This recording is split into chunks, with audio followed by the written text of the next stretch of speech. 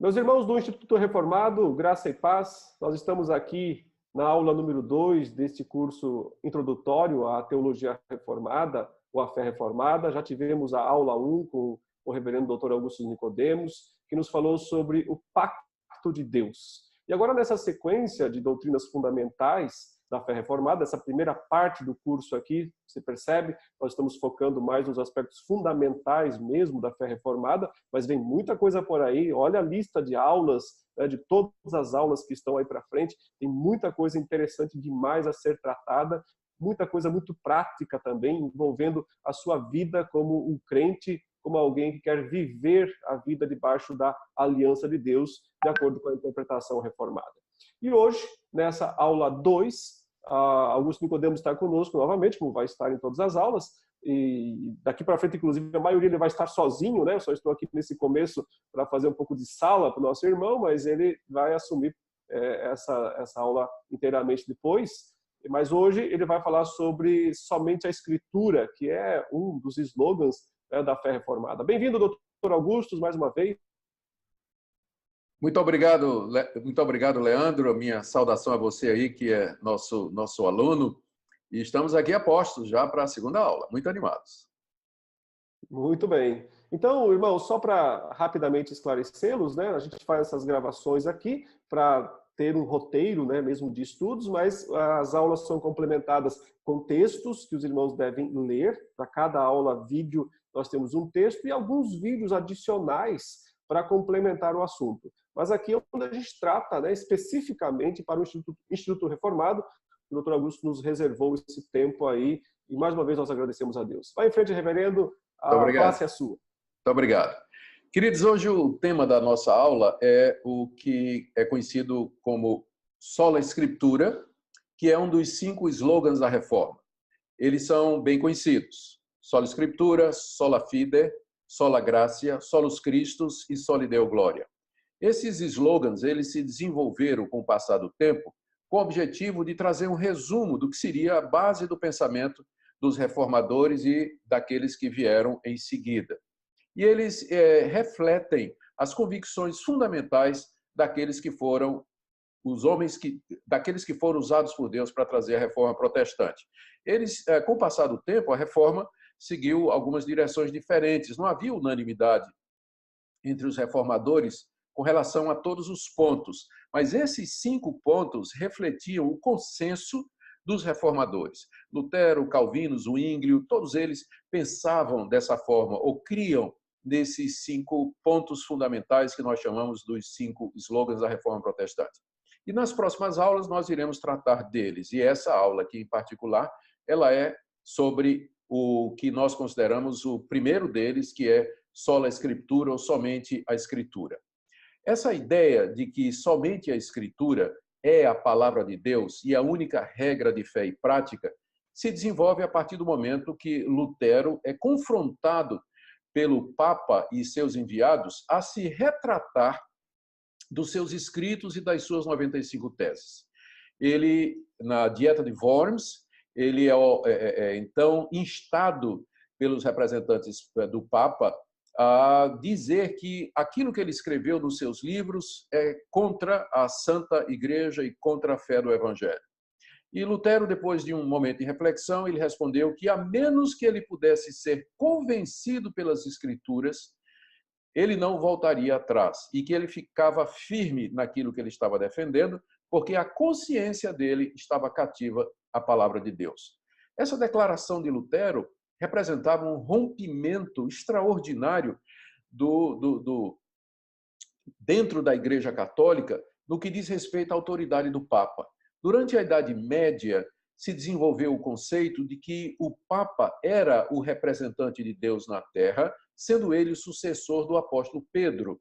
E como tal, ele tinha autoridade da parte de Deus, ele recebia revelação da parte de Deus, ele seria o porta-voz de Deus aqui nesse mundo, e sua palavra era inerrante, autoritativa e deveria ser obedecida sem questionamento.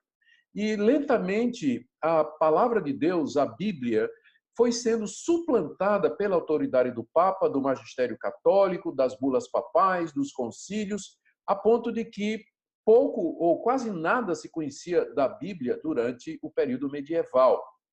E essa ignorância era generalizada, não era somente no meio do povo, não. Muitos sacerdotes, monges, os papistas em geral, ignoravam o conteúdo da palavra de Deus. Para eles, a autoridade máxima, de fato, era o Papa falando ex cátedra, ou seja, da sua cadeira, né, na sua posição de representante de Deus aqui nesse mundo. Mas à medida que Lutero começou a estudar a Bíblia, especialmente por orientação de um professor seu, que percebeu o conflito e a angústia que o monge agostiniano estava sofrendo, Lutero se depara com a carta aos Romanos, e à medida que estuda a carta aos Romanos, ele descobre que Deus justifica o homem pela graça mediante a fé em Jesus Cristo e não por obras da lei. E a partir daí, toda a visão teológica de Lutero sobre a salvação, sobre a igreja, sobre a vida do homem aqui nesse mundo é completamente mudada. E a partir das Escrituras, Lutero começa a desenvolver os primeiros princípios que mais tarde haveriam de orientar a reforma protestante. E aí, então, é quando ele faz essa declaração de que a consciência dele está presa à palavra de Deus e não à autoridade dos concílios ou autoridade do Papa. Então, sola escritura quer dizer exatamente isso, que a autoridade final do cristão é Deus falando através das Escrituras, e que os concílios podem errar, a igreja pode errar, mas a palavra de Deus ela é infalível e inerrante, e ela deveria ser o juiz o máximo e final em todas as discussões teológicas, em todas as questões religiosas, litúrgicas e práticas na vida da igreja cristã. Ao enfatizar a Escritura e a Escritura somente, os reformadores, então, rejeitaram a autoridade da Igreja Católica e do Papa e se voltaram para a Bíblia, para estudar a Bíblia, para buscar nela a vontade de Deus. Por isso, todos eles deram ênfase à tradução das Escrituras. Lutero mesmo, logo que a reforma começa, ele percebe a importância do povo conhecer a Bíblia, uma vez que a Bíblia é a palavra de Deus e a autoridade maior. Então, ele se dedica à tradução da Bíblia, das línguas originais, para a língua do seu povo, que era o alemão. E, a partir daí, muitas e muitas traduções foram feitas nas línguas dos povos, porque a convicção dos reformados era essa, sola escritura. Deus nos fala somente através das Escrituras Sagradas. E é lá que nós vamos encontrar a sua vontade. Agora, é preciso entender que quando nós dizemos, quando os reformados falam sola escritura, eles não estão negando que Deus se revelou através da consciência. A lei de Deus está gravada no coração de cada pessoa. O apóstolo Paulo fala lá em Romanos capítulo 2 que os pagãos têm consciência do certo e do errado porque eles refletem essa lei gravada no seu coração. Então, toda pessoa que vem a esse mundo já nasce com a consciência de que há um Deus e de que existem coisas que são certas e coisas que são erradas. E, além disso, Deus também se revelou através da natureza. O apóstolo Paulo fala em Romanos capítulo 1 que as coisas invisíveis de Deus, o seu eterno poder e sua divindade, claramente se percebem por meio das coisas que foram criadas a ponto dos homens serem indesculpáveis. Então, essas duas revelações, revelação na consciência e revelação da natureza, elas falam de Deus, elas apontam para Deus, mas a revelação especial de Deus, que é a palavra de Deus escriturada, a palavra de Deus escrita, infalível e inerrante, ela é chamada de revelação especial porque é somente nela que nós encontraremos o caminho da redenção. A revelação na consciência e a revelação da natureza não nos dizem quem é Deus e de que maneira nós podemos ser salvos dos nossos pecados, mas na Escritura, nós encontramos esse caminho, o caminho da salvação e de como agradar a Deus. Por isso, sola Escritura no sentido de que é a única revelação salvadora de Deus, muito embora Deus tenha se manifestado ao mundo através da natureza e através da consciência. Aqui também é importante lembrar que os reformadores não estavam lutando somente contra a autoridade da Igreja Católica, que reivindicava ser referencial nas coisas de Deus. Quando a reforma começa, há um grupo dentro da Reforma, que a Calvino vai chamar depois de os espirituais, que reivindicavam receber revelações diretas da parte de Deus. Esse grupo achava que Deus estava falando nos seus dias da mesma forma que tinha falado viva voz com Abraão, com Moisés e com Davi. E que essa era uma forma superior de revelação. Muitos desses profetas entusiastas, liderados por um profeta alemão chamado Mintzer, traziam revelações da parte de Deus e consideravam a Bíblia uma revelação inferior. E acusavam os reformadores clássicos, como Lutero, Calvino e os demais, de aprisionarem o Espírito Santo num livro.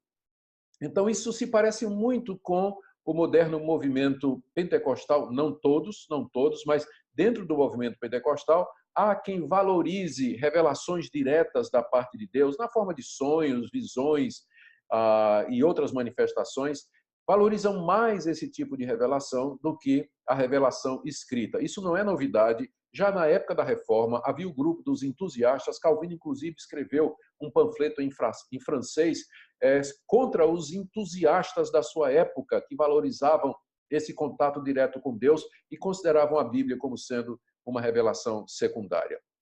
Então, eu até recomendo para vocês, se vocês quiserem entender essa luta de Calvino em prol da sola escritura, há um livro meu, cujo título é Calvino, Teólogo do Espírito Santo, onde você vai encontrar com detalhes e referências essa luta de Calvino para manter a autoridade da Escritura face à Igreja Católica e face ao movimento dos entusiastas.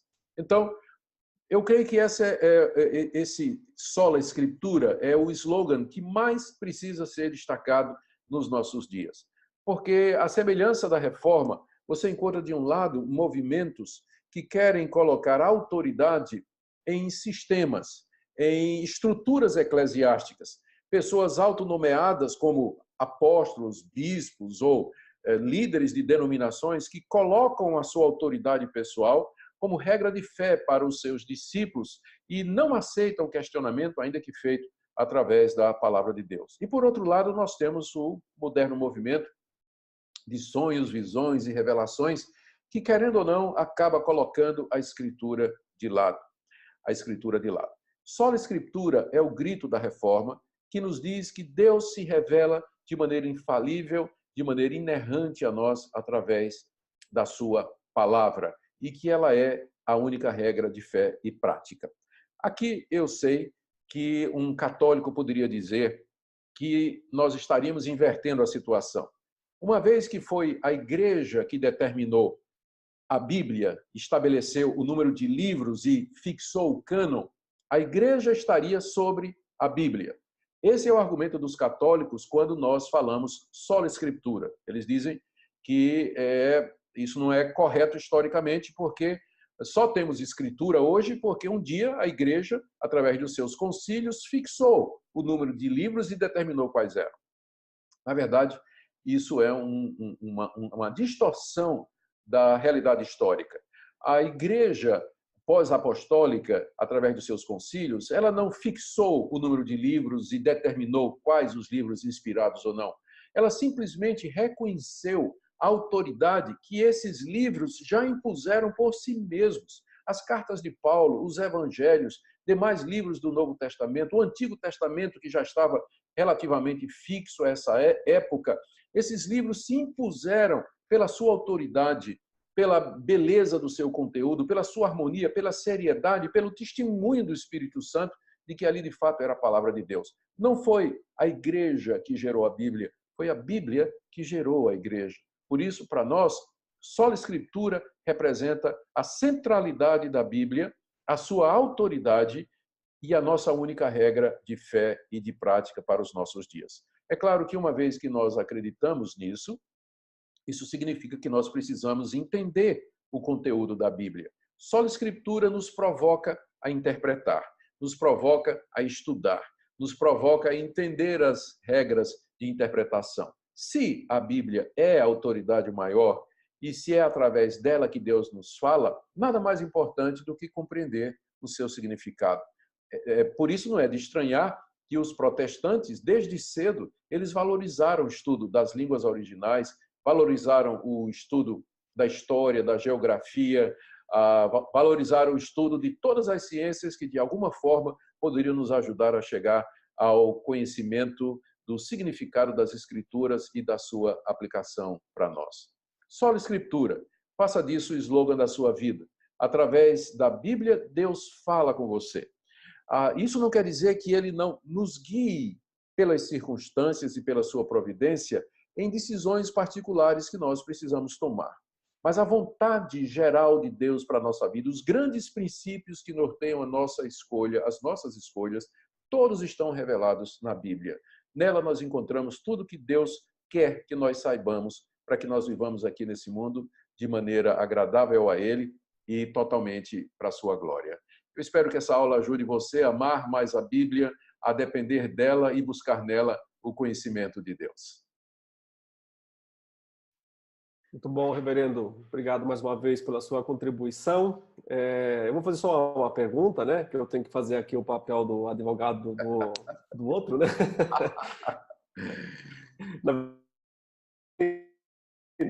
Essa ilustração nem se encaixa muito bem com o que eu vou dizer, mas é assim. Bom, nós sabemos muitos irmãos nossos têm vindo de igrejas pentecostais e neopentecostais para a fé reformada, interessados no sola escritura, cansados de tantos abusos, de tantas coisas que presenciaram, enfim. Mas também, né, por certo, viram coisas espirituais, né? Enfim, meu ponto é o seguinte, né? A pergunta dessas pessoas geralmente é a seguinte: mas se eu tiver um sonho, se Deus falar, Deus pode falar comigo através de um sonho, através de uma visão, através de um profeta que chega e fala, meu servo, assim diz o Senhor, tal, e traz lá aquela profecia. Isso fere ou não o sola escritura? Como lidar, né, com essas questões? Alguém já disse o seguinte, reverendo, se um profeta diz alguma coisa que vai além da escritura, ele é falso profeta. E se um profeta diz alguma coisa que já está na escritura, a profecia é desnecessária. Então... Estou entendendo. Sim. Eu creio que nenhum de nós pode dizer que Deus não possa nos guiar de maneira extraordinária. Então, não há nada na Bíblia que diga que Deus não possa dar um sonho para uma pessoa ou, de repente, trazer uma intuição, uma sensação ou uma palavra através de uma outra pessoa. Se isso acontecer, não é a maneira normal, regular e ordinária pela qual Deus nos guia. Nas cartas que os apóstolos escreveram para as igrejas, eles falaram muito sobre como os cristãos poderiam saber a vontade de Deus. E nunca, nas cartas de Paulo, nas cartas de Pedro, de João, na carta aos Hebreus, Tiago, nunca, eles dizem assim: para saber a vontade de Deus, ore para que Deus lhe mande um profeta, para que Deus lhe dê uma visão, para que Deus lhe dê um sonho. Não. Geralmente a orientação procura conselho, segue os líderes da sua igreja, procura ouvir o que eles estão dizendo, usa o bom senso, vê as portas que abrem, as portas que fecham, segue os princípios da palavra de Deus. Nesse sentido, a Bíblia é muito pé no chão. Muito da vida cristã é bom senso na hora de fazer escolhas, a razão, aquilo que é claro, aquilo que é certo. Deus não espera, aliás, a Bíblia não nos faz esperar que Deus nos guie diariamente através de manifestações extraordinárias, mas usar o bom senso, usar os princípios bíblicos. Então, eu diria que esse tipo de revelação, ele vai quebrar o sola escritura se a pessoa pegar uma experiência pessoal e transformar numa regra pela qual ele vai julgar a vida de outras pessoas. Então, uma vez que você pega uma experiência pessoal e torna ela uma lei para a igreja, você está ferindo o sola escritura, porque somente a escritura é a lei da igreja, é a verdade da igreja. Que Deus pode nos tratar individualmente, Ele pode fazer. Não é o que eu espero. Se acontecer, vai ser alguma coisa totalmente extraordinária. A maioria de nós nunca vai ter uma experiência desse tipo e nós devemos viver pela fé na palavra de Deus, onde Ele revela a sua vontade de maneira geral. Ok. Nesse caso, então, nós poderíamos dizer que essas menções tão numerosas no Novo Testamento, 1 Coríntios 12 a 14, de tanta revelação, profecia, isso se deu pelo fato de que, naquele tempo, a Escritura ainda não estava completa e o povo de Deus precisava, então, deste mecanismo? Perfeitamente. Uma vez que o cânon da Escritura se impôs, uma vez que a igreja reconheceu a autoridade dos livros através dos quais Deus falava, então aqueles métodos antigos de revelação cessaram, como o próprio autor da carta aos Hebreus diz logo no início, né? Tendo Deus outrora falado, muitas vezes, de muitas maneiras, aos pais pelos profetas, nesses últimos dias nos falou pelo Filho. E quem é o Filho? E o que ele fez foi escriturado de maneira inspirada e infalível pelos seus discípulos, pelos apóstolos ou por pessoas que estavam ali no círculo apostólico. Então, de fato, a Escritura ela é suficiente para nós e nós não precisamos de outros meios de revelação. Ok, muito bem. E para os irmãos que devem estar com muitas perguntas aí sobre e como é que ficam os dons, como é que fica o dom de línguas? Bom, calma, nós vamos falar sobre isso. Teremos aulas específicas sobre isso no devido tempo, né? Vamos por partes. Muito bem. Então, eu acho que terminamos por aqui, né? Amém. Muito obrigado, reverendo. Um abraço para todos vocês.